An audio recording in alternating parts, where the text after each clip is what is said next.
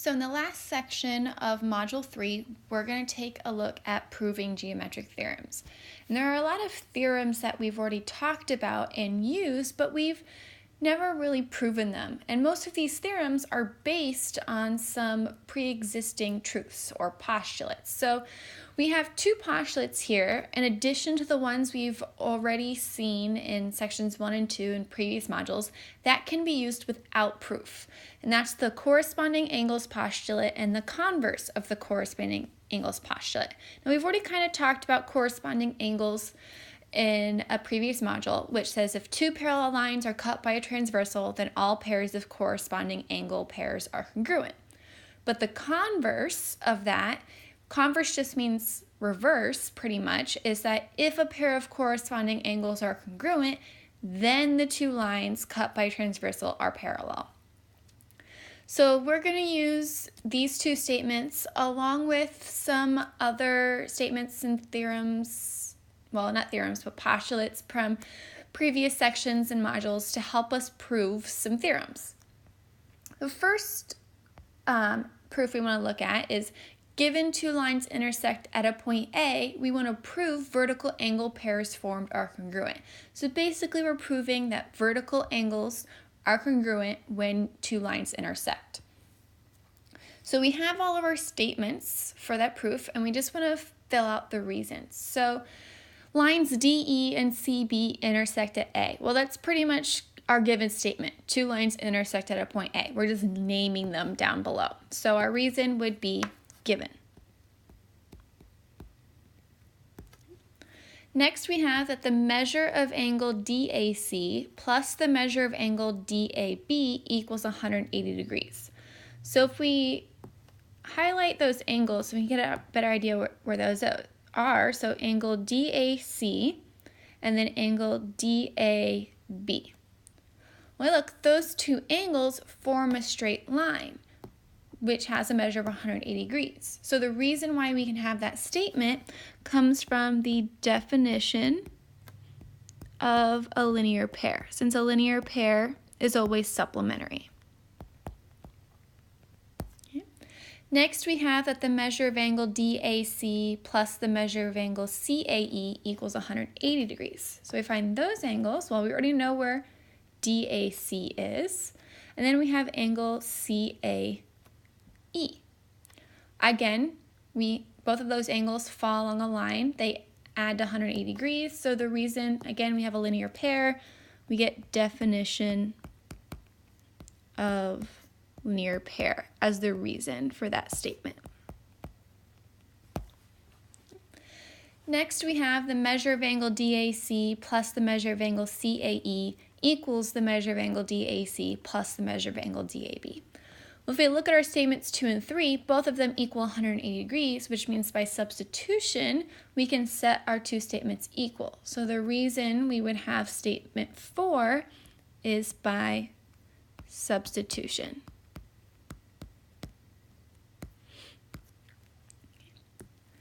We have statement 5 that says the measure of angle DAB equals the measure of angle CAE. Well, if we look at statement 4, both of sides have the measure of angle DAC. So if we were to subtract that from both sides, it would cancel. So we get statement 5 from the subtraction property.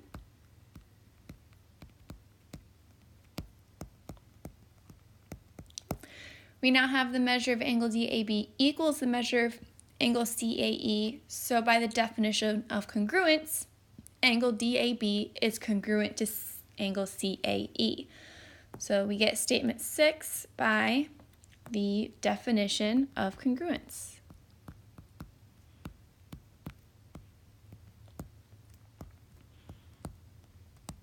And if we find those two angles, so angle DAB right here, and then angle CAE, they are vertical angles. We have now proved they're congruent.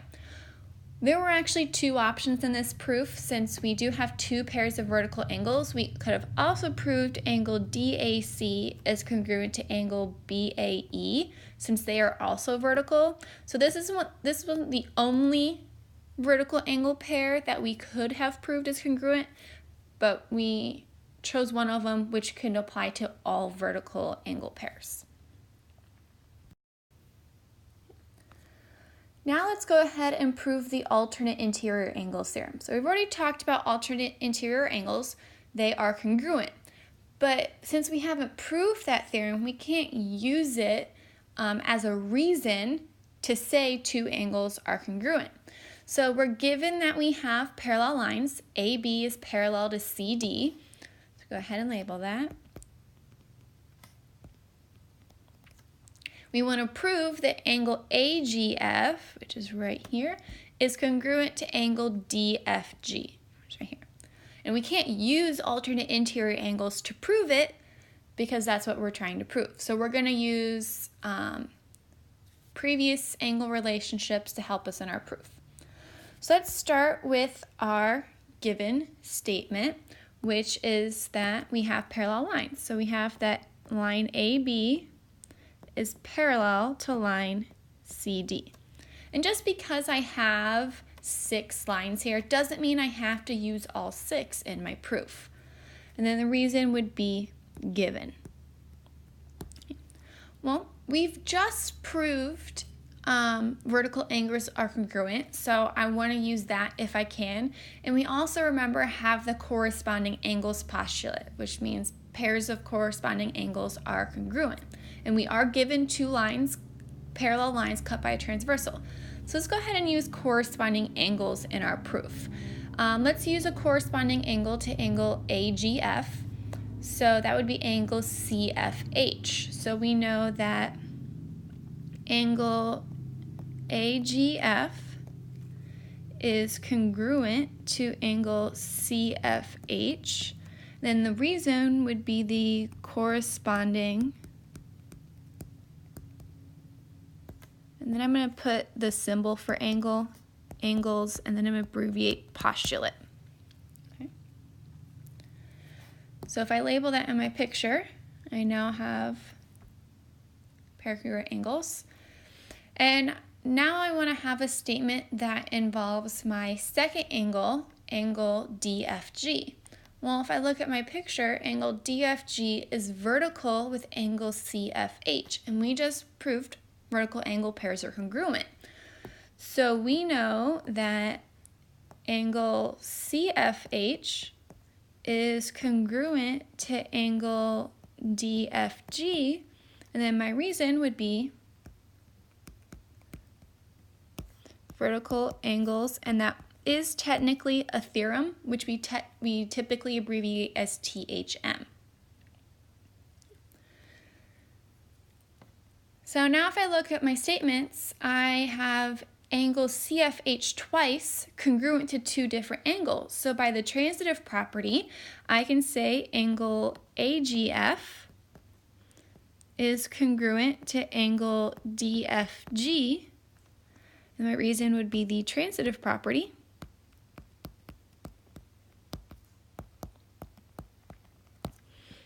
And this is what I was trying to prove, so I'm done with my proof. And we have also proved the alternate interior angles theorem, which means I can now use that theorem in a proof as a reason.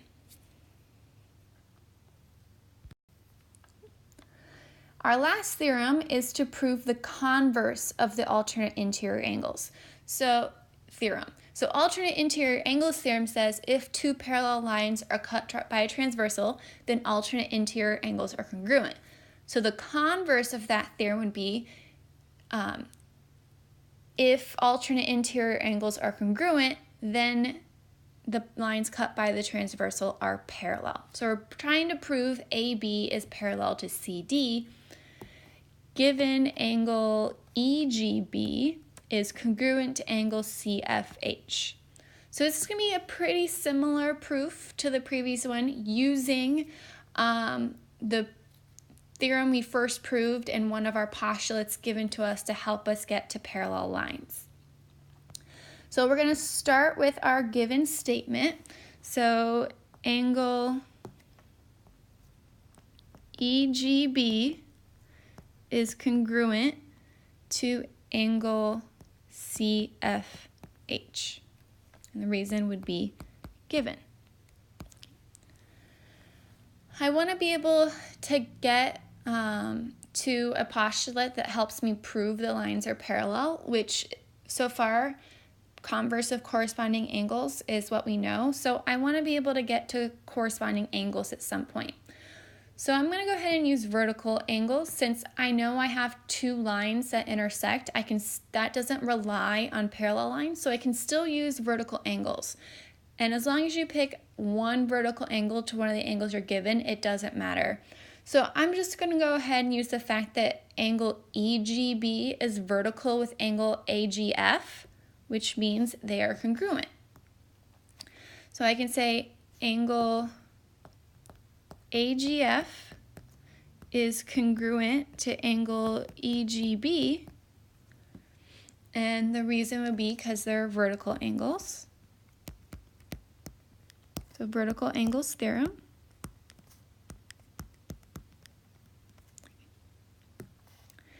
So if I look at my two statements now, both of them involve angle EGB being congruent to two different angles. So by the transitive property, I can say angle CFH is congruent to angle AGF, and then the transitive property.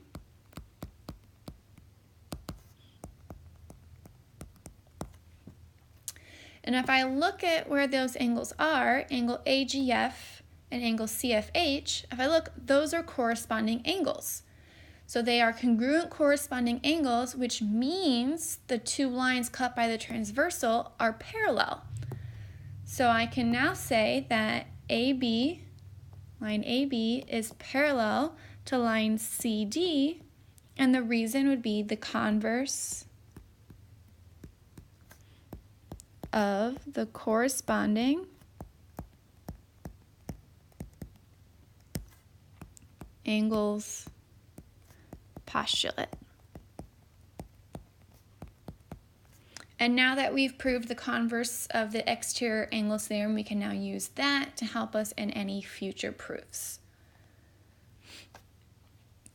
So I hope this helps you with proofs, not only being able to give reasons, but also being able to figure out what statements to make to help you get to your proof. And with all of the proofs that we did in this section, because we were either given two angles initially being congruent or two angles we wanted to find congruent, to get to that final proof, using the angles we're given helped us. We're like, okay, I want to get to these two angles being congruent. Let's figure out an angle that they have in common that they're both congruent to for another reason.